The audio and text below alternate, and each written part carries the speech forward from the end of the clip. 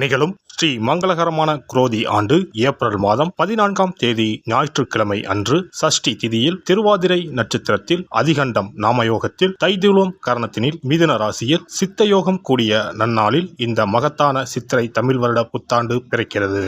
சித்திரை மாத கிரக நிலைகளை பார்க்கும்போது மேச ராசியில் குருவுடன் சூரிய பகவான் உள்ளார். கன்னி ராசியில் கேது பகவானும், மீன ராசியில் புதன், சுக்கிரன், ராகு பகவான் உள்ளனர். கும்பராசியில் சனி பகவானும் செவ்வாய் பகவானும் உள்ளனர்.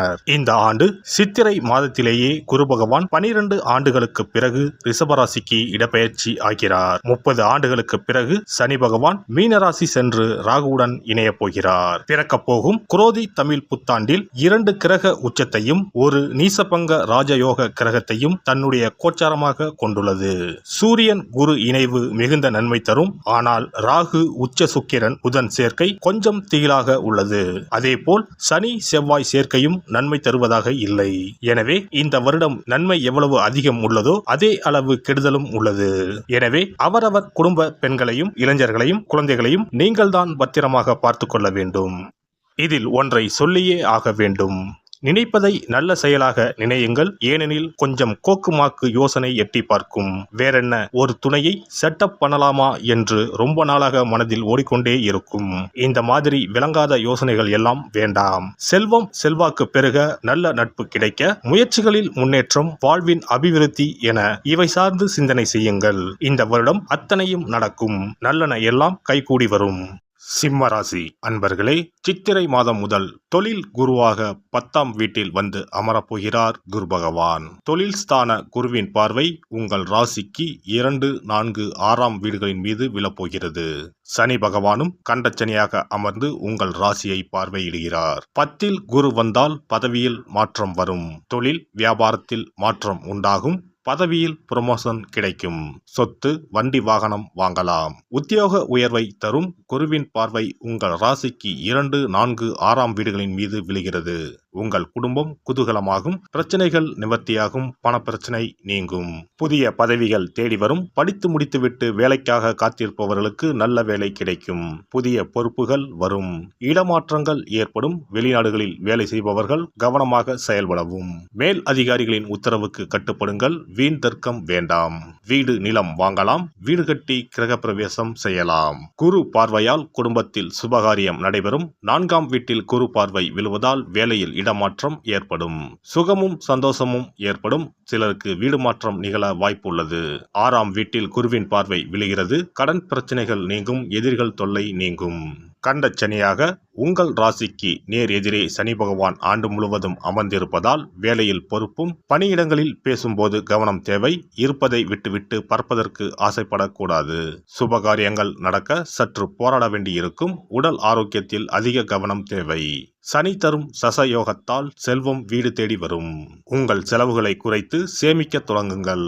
சகோதரர்களிடம் அதிக உரிமை எடுத்துக்கொள்ள வேண்டாம். பிள்ளைகளின் எதிர்காலத்திற்காக கொஞ்சம் சேமிக்க தொடங்குவீர்கள்.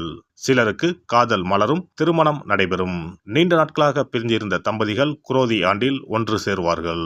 குரோதி ஆண்டு முழுவதும் ராகு பகவான் உங்கள் ராசிக்கு அஷ்டமஸ்தானத்தில் பயணம் செய்வார். தனவாக்கு ஸ்தானத்தில் பயணம் செய்வதால் தடைகளை தாண்டி வெற்றி பெறப் போகிறீர்கள்.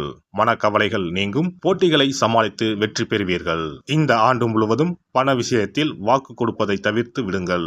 எந்த இக்கட்டான சூழ்நிலையும் மன உறுதியுடன் சமாளித்து வெற்றி காண்பீர்கள். மே மாதத்திற்கு பிறகு வெற்றிகள் உங்களுக்கு தேடி வரப்போகிறது. குரோதி ஆண்டில் கிரகங்களின் பயணம் சாதகமாக இருப்பதால் மகிழ்ச்சியில் திளைக்கப் போகிறீர்கள். சூரியனார் கோவில் சென்று தரிசனம் செய்து வணங்கவும். சூரியன் எதிரில் குரு இருப்பார். அவரையும் சேர்த்து வணங்கிக் கொள்ளவும். சனி செவ்வாய் சேர்க்கைக்கு ஞாயிற்றுக்கிழமையில் பன்னீர் பூமாலை மற்றும் அகல் விளக்கில் புங்கம் எண்ணெயில் 19 மிளகை மூட்டை கட்டி சிகப்பு நிற திரிகொண்டு தீபம் ஏற்றவும். சிறப்பு பரிகாரம். செவ்வாய் தோஷம் நீங்க செய்ய வேண்டிய பரிகாரங்கள் என்னென்ன, வழிபட வேண்டிய தெய்வம் யார் என்பதனை பற்றி காண்போம். நவ கிரகங்களில் சூரியனுக்கு அடுத்தபடியாக செயல் ஆற்றல் உள்ள கிரகம் செவ்வாய்.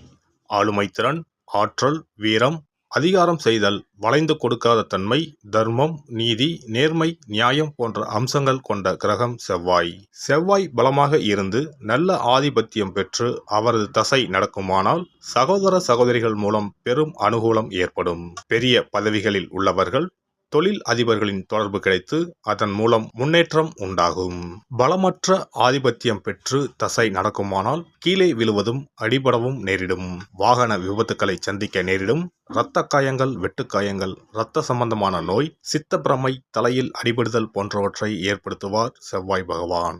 வீண் வழக்குகள், சண்டை சச்சரவுகள், மறைமுக நேர்முக எதிரிகள், பொருள் களவு போகுதல், செய்தொழில் வியாபாரத்தில் திடீரென்று பெருத்த நஷ்டம், அரசாங்க கெடுபிடி, பதவி இறக்கம், மறைந்து வாழும் சூழ்நிலை என்று பலவகை இன்னல்களை உருவாக்குவார். செவ்வாய் முதலான தோஷங்கள் அனைத்தும் நீங்க அவரின் அருளை முழுவதும் பெற செவ்வாய்க்குரிய அதிதேவதையான முருகனை வழிபடுவதும், கோதுமை ரொட்டி, வெள்ளை எள் கலந்த இனிப்பு பலகாரங்கள், துவரை போன்றவற்றை ஏழைகளுக்கு தானம் கொடுப்பதும் நல்லது.